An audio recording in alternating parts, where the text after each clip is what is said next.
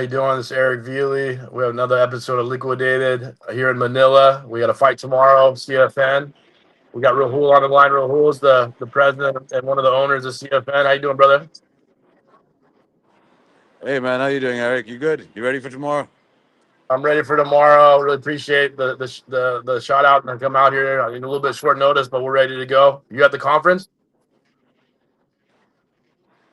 Yeah, I'm gonna be there in about 20 minutes. I'm just walking over, but we can chat Yeah, while I awesome. make my way. But I think coming down to Manila, this is obviously we're doing a community event for which is the first time we're doing it in this format, which is we're putting the ring in the center of the conference itself, so it gives thousands of people access to experience Crypto Fight Night and obviously watch all the great fighters in action. Of course, it's going to be broadcast around the world on YouTube, and everybody's going to be tuning in to watch. And really appreciate you, man, for taking the fight on such short notice. I think it was, all of this got stitched together in the last 3 weeks. But we've been out before. I think we've done seven fights. This is the number eight, and so far, nothing stopped you. And I expect tomorrow is going to be very exciting. Yeah, it should be good. CFN's been a great event. It's a cultural event for crypto. Most of the original originating CT guys who are, I guess, we're the old men of the crypto space now. But when CFN won happened, it was one of the most fun things I've ever done in my life. And being around the field, being around a group of people that ended up being all pretty successful in crypto as well. So it's pretty people. I think we've kind of widened that a little bit now. We got guys who's going to come on shortly. My mate Nate, he's one of the most famous guys in Asia. Not necessarily in crypto. I talked to him today. He said he got in 2016, but he's more of a Mr. Beast type influencer who's equally crushing it. Seems like a really cool, nice guy that seems to help a lot of people and do a lot of good things in his community.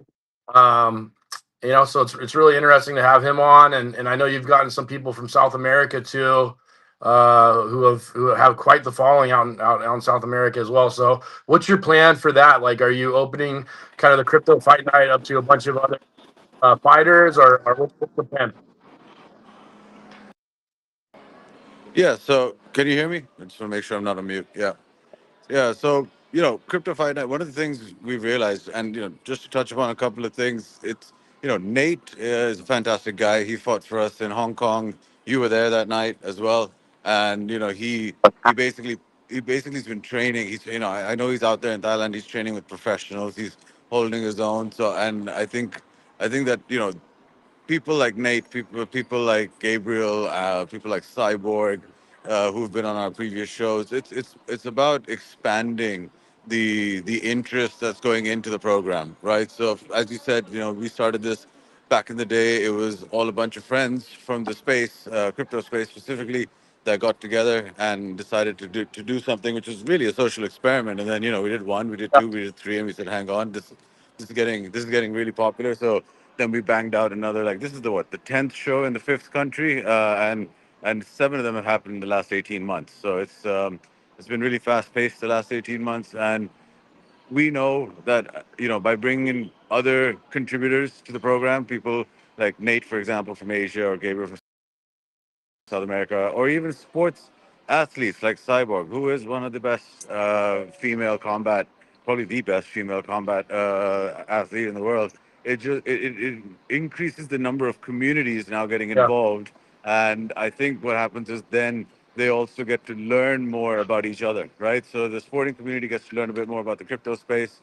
So does the regional community that tunes in, and I think that's what it's all about. It's about pushing the message out that, look, hey, there's some really great companies, really great personalities in the space, all having really positive contributions, and we're here to show that it's not just about sitting on the laptop or trading or building companies. It's also about putting yourself to the test, putting yourself in a regime of discipline for an extended period to get prepared for these fights. And I think there's been a lot of personal growth for a number of people who've participated in the Yeah. program and sort of lent their lifestyle to being able to do Yeah, so. definitely changed my life quite a bit. And one thing I want to make sure that people understand, EFN was started by like a bunch of 20-year-olds that got a lot of money kind of fast and decided to do some crazy boxing event. and it kind of became like a really cultural moment for the crypto community. That was honestly, we were a bunch of people that weren't really accepted in the mainstream culture, and now that crypto's become mainstream, that we're bringing on these big influencers, we're bringing on these big names in other spaces, whether it be reality or sports or whatever else, and it's kind of a good thing because they don't really understand that world, and we're able to introduce it to them, and like we're now becoming a part of this sports world, and it's really fun. So yeah, we were just talking, Nate. By the way, you have the coolest name ever. Like no one can, like. Thank you. There's no one in the world that's like my mate Nate. Like, yeah, I hate that guy. Screw that guy. It's like no one's in the world. By the way, but Awesome. Thanks. we're just talking CFN. Like, I don't know if you were a part. You were a part of crypto a little bit in 2016. Were you on Twitter? No, actually, I wasn't on Twitter or anything. I just had one of my like financial advisors at the time was like, "Hey, there's this thing, crypto.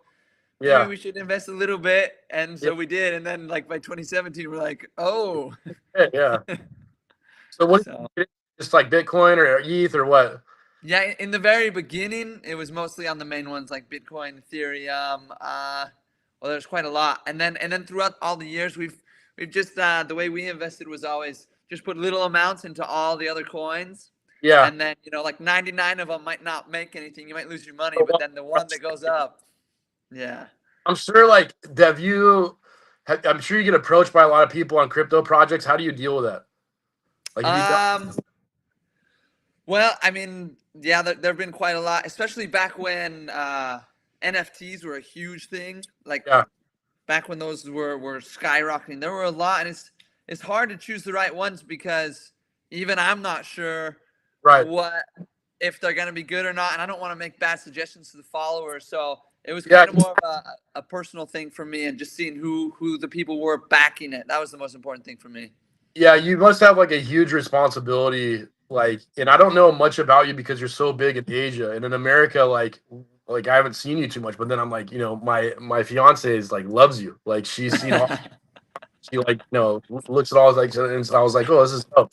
But but yeah, like I have tons of influencer friends that are in crypto, and they get offered crazy projects all the time, and like some of them have like ruined some reputations. Like, Right. and it's not really about that as much too. Like you feel an obligation to your fans and all your followers. Like, hey, like I want to make the right decision. So like you probably have to make those choices quite a bit. Like with everything you invest in or get involved in. Yeah, it's really hard because exactly what you said. It's all about reputation. You spend so long building up a reputation. They follow you. They trust you. And if you make a bad recommendation, oh, it can be really bad. Yeah, it could be So really like it phase bank. I can weigh on that as well. Like it's the same thing for us over at Crypto Fight Night. It's always trying to identify companies that are having a positive contribution to the space, who have a track record of it, and have because when you're highlighting sponsors and companies, and people are watching, and if they believe that you're operating your brand at a certain level of let's say organization and due diligence, it's automatically assumed that you're doing the same thing when you're selecting your right, partners. So it's can't say yes to all of them, but we've been lucky that we've got some great ones over the years. dude. Yeah. And I'm hoping like crypto becomes a space where they really get after people that are doing bad things because there's a lot of nefarious people in crypto and they seem to have a short memory. Like, I don't know if you know this, Nate, but like people will run a scam and like people forget about it in like a month. And then the guy's Right.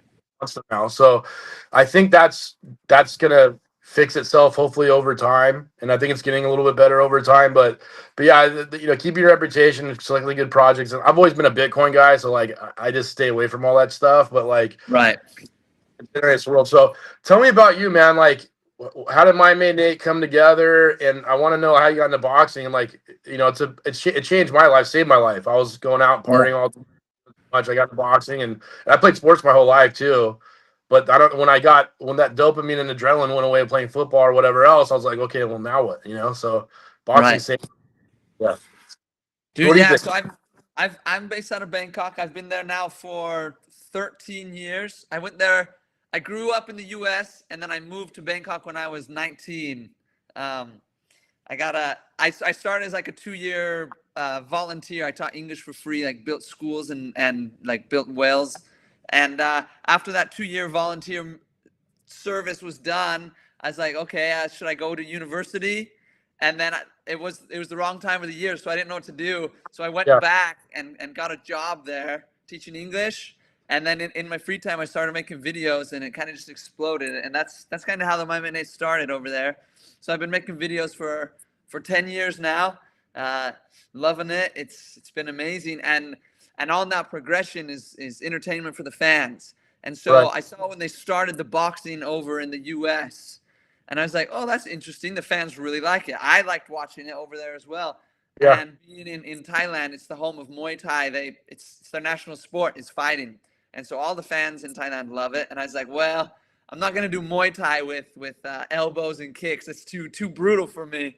So I decided to start. I started my own promotion in Thailand. It's called Idol Fight, where we just brought all the YouTubers together and then we fought for charity. So each winner would get X amount of money and they would go donate it to the charities of their choice. And that's kind of how it started. And man, I'll tell you, growing up, I hated anything like violent or physical like this. I grew up playing a lot of music. I did sports with my friends, but I never really did anything violent, so to speak. Right. And so like my first year of boxing, I hated it. But then after the first fight, the second fight happened, and then I fell in love with it because, I mean, for example, football or soccer, if you have a bad day, like your team Yeah. can carry you. But man, Yeah. I love boxing because no matter what, at the end of the day, it's Yeah. only you in that ring. You can't lie, no matter how much you lie about training or anything. Oh, it's going to be shown when you step into the ring. So The that's why I most. like it. Yeah, 100%. I agree with you. Like, we always insist people who haven't fought before, and a lot of guys who come on the show haven't fought because, again, they're like us, they're trying to create something and they're creators, not essentially fighters.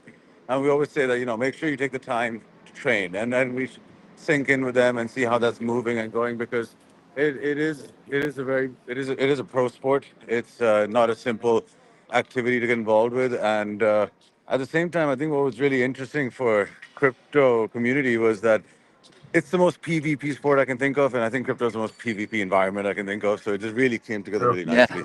All the friends I've met in fighting have become some of my best friends. Like they're the most honest people in the world. They don't get paid very well. A lot of these pro fighters, and Yeah. boy, like, and some of these guys, like they're really good looking dudes. They go to the club and be doing whatever they want, and hanging out with girls all the time. And they choose not to. They choose to show up and be disciplined, self mastery. Like these are the best guys of your. Yeah, 100%. Well, actually, I just walked into the venue, and I thought maybe give you guys a bit of a quick Oh, look. yeah. Let me see if that does anything. All right, so this is where we are. We're just getting the setup, on the way. So that's the Okay. lighting side. As you can see, we're in the center of the conference. That's the conference stage over there, and here's all the exhibition Dude, booths, yeah. right? And basically, what's going to happen is, the ring's going to go right there in the center. Obviously, we're gonna have a big TV right behind it, and then we're gonna get all. If you can see here already, all the cameras and broadcast Awesome. equipments in for the live stream. So there's, a lot of people don't get to see this side of it when it's sort of starting out, and I think that's one of the most interesting times. If you see all the guys ready, and maybe a quick look into because all of us seem to are online a lot, and here's where your broadcast room Yeah. is. This is where all the magic happens and everything starts going So up. Nate, you've ran a couple of these too. You've done all this stuff as well. Yeah, we have a promotion in Thailand that we do every year, so it's fun. Pretty stressful or what? Say that again. Stressful or what? Not a festival. It's an actual just a fight. It's called Idol Fight, and then we also have Idol League, which is a football as well. So we do a bunch of events. I always love them. It's fun. Yeah. There's nothing like a live event. So how long you been boxing for? Like you got great feet. So were you playing soccer or what was it that like you're a good fighter. You can fight, man. Thank you. Growing up, like I said, I never played. I never played anything like on the high school teams. I just played with my friends in the neighborhood. Um, I was always active. I wasn't like not active. So I grew up kind of just doing everything, and I think my good feet comes from I don't enjoy I don't enjoy the violent part of it. I like to just get in and get out and get the job done. So I don't want to get hit. Yeah. So I just I'm kind of always enjoy. a little different. I don't think this fight really starts until I get punched in the face. But that being said, like the first couple of fights, I just didn't like because the cardio. It's so hard to get through the cardio. Dude, And like yeah. I love the training. Oh But yeah. like, no matter, You go a few rounds of boxing, your heart pumps yeah, like it's never pumped before. It's one of the most cardiovascular sports there but is. yeah, it's scary. Like I even when I want to fight, like okay, I want to fight, I take a fight. I never really like agree with myself. Like okay, I'm gonna fight. Like before the fight starts, I'm like what the fuck am I doing here? And then the fight starts. Yeah, like Right, right. yeah, Same feeling. It's like especially like if you have a good camp, like this fight was really short notice, but like when you're like in the thick of a camp, you yeah. just like ask yourself like, why am I doing this? Oh, oh But yeah. then when you make it through, that's always the best feeling. You're like, dude, I did that. 100% you make it through, and then at the end you're like, oh, like I want to be able to do this again. You know, Yeah. it's like a cycle of like pain, suffering, and then okay, like that was cool. You know.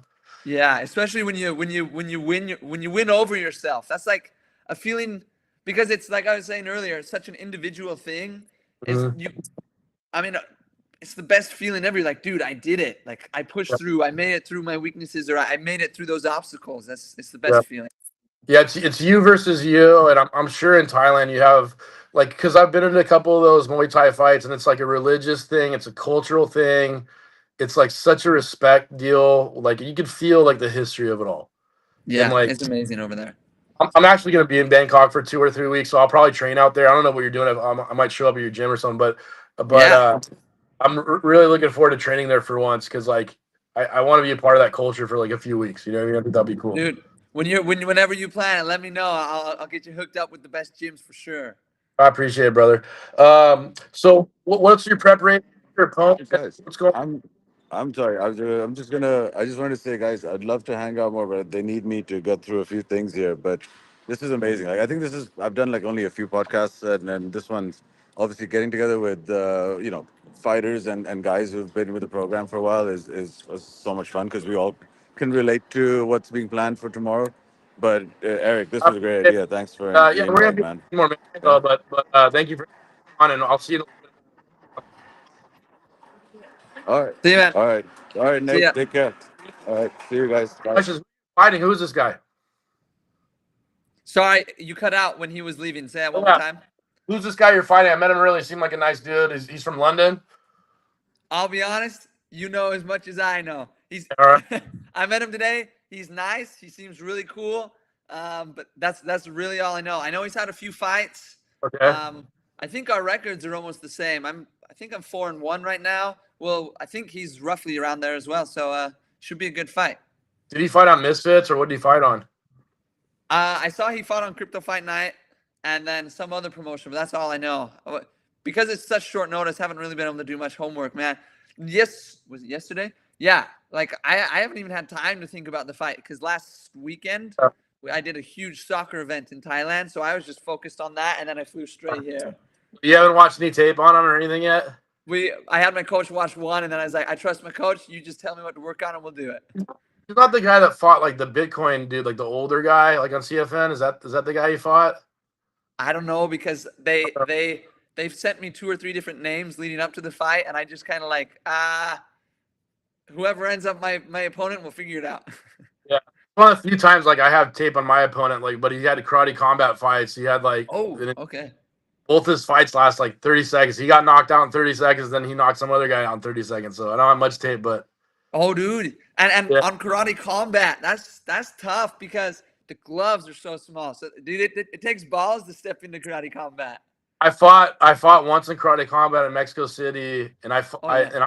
I'm a heavyweight, so like I fought a guy that was like jacked. This guy, Oh like, man. I don't know what he was taking, but he was jacked. So, and I was looking at these 4 ounce gloves, looking at his face, and I was like, man, this ain't gonna last very long. You know what I mean? So Yeah. I got him before he got me. But Dude, those gloves are nothing. Because my cut man, who's here for this fight, he fought on karate combat, yeah, and I remember when I was in the back with him, I was touching those gloves. I'm like, dude, this is nothing different than just hand wraps, pretty much. 100%. And like I met your cut man. We ate lunch yesterday. He's a good dude. He fights out in Denver. He's like a pro fighter. Yeah. Uh, one of my coaches. Do you know who Stitch is? That cut man. Oh yeah, yeah. Super famous, and like my coach Bones Adams, he's like used to be a pro boxer. If you ever come to Vegas, I'll take you to his gym. He's like a super amazing guy. Oh, for But sure. I've known this guy for 3 years, and we're like in Hong Kong, and like they were deciding who was gonna like wrap my hands, and one of my other coaches, Mike, wraps my hands, and Bones was like, "Yeah, I think I should wrap his hands," and Mike's like, "No, I'm the best." He's like, "Well, my dad's Stitch." So like for 2 years, he never told me his dad was Stitch. It was like crazy. Wow, man. Either way. I actually started a boxing company too called Dirty Boxing. Have you seen that at all? It's like where you can use your elbows. It's 4-ounce gloves. John No, I'm Jones. gonna have to go look at it, man. That sounds amazing. That's called Dirty Boxing. John Jones is one of the owners in Platinum Perry. I don't know if you know that bare knuckle fighter. Yeah, I do actually. Yeah, so I was with them last week, and we're gonna raise some money from like the Bitcoin conference. Perry sparred Sean Strickland. I like videotaped it. It was funny as hell. He got Strickland's like 215 pounds, so yeah, he's huge. Boy right now. Did you watch the fights last night? No, I didn't because I was traveling. Yeah, I like the UFC. Rewatch the recaps tonight. Yeah, there's some good stuff, but yeah, you should probably watch the video on your guy. I'm gonna watch a little bit on mine too. I only got ready for like a week. Are you feel like you're ready? Yeah, luckily, I'm always training, so my workout routine is usually Monday, Wednesday, Friday. I'll either run or I'll do soccer stuff, and then Tuesday, Thursday, Saturdays I'll just do boxing, more for the cardio, more for kind of just being in shape. But we're always improving. So luckily, I've been training for the last few months, just on and off, and so I'm not too worried. Wasn't able to have like a real camp. It's like an hour and a half, Tuesday, Thursday, Friday, or Saturday. Yeah, I'd say about an hour, just a little bit over an hour, and then usually spar once a week or once every 2 weeks, depending on work. Other than that, it's just kind of like, okay, well, we've been training, so that's why I took the fight. If it was like a super serious big fight, I don't think I'd take it on such short notice. But this one's like, okay, yeah, we've been training, good to go. How did you get into all of the like nonprofit stuff? Like you mentioned, you did 2 years before you became like kind of a big influencer. Like, was that a religious thing, or is that something that you just always felt passionate about? Yeah, growing up was a religious thing, and so that's what started it. I didn't choose Thailand actually. I kind of just signed up for the program, and then they sent like some of my friends to other places, and then they sent me to Thailand. And it's just it's a cool thing when you're able to help other people. So I always enjoyed it. I think so too. Like I've done everything I think in my life, and like I feel like when I'm keeping a schedule, working out, being of service to others, and just being true to myself, the best thing. That's when I feel best about myself. So it's like, from a guy that's seen it all, done it all, and people out there trying to figure out what they want to do with their life. I think that's a great way to kind of approach things, And dude, yeah. If you don't know what to do, or if you're feeling down on yourself, nothing's better than helping other people that are worse off than you, and then you'll be grateful for what you really have. Like it's eye opening when you help other people that are not off as well as you. So I always enjoy it. Yeah, but we should have some good fights tomorrow night. Dude, yeah. It's gonna be fun, and hopefully they're gonna do another venue in Singapore. Maybe I can see out also in Miami. They're gonna have one, and I think they're in Art Basel. So hopefully, yeah, man. But yeah, I want you to get. You got the Crypto Fight Night belt. Did you get one of those belts or no? No, I haven't fought for one yet. This is only my second time. So hopefully the next fight will be for a belt. One of those WBC ones would be cool, right? Dude, that'd be awesome. Yeah. Well, good talking to you, Nate. I'm really a big fan of yours, bro. And I'll be back in Bangkok on Wednesday. I'll be there till the end of July. So yeah, I'll hit you up about training gyms and stuff like that. But good luck. You ready? You know what I mean? Yeah, we're ready. Can't wait to see your fight as well, man. Thank you. Yeah, brother. You have a good one, man. Later, bro. Yeah.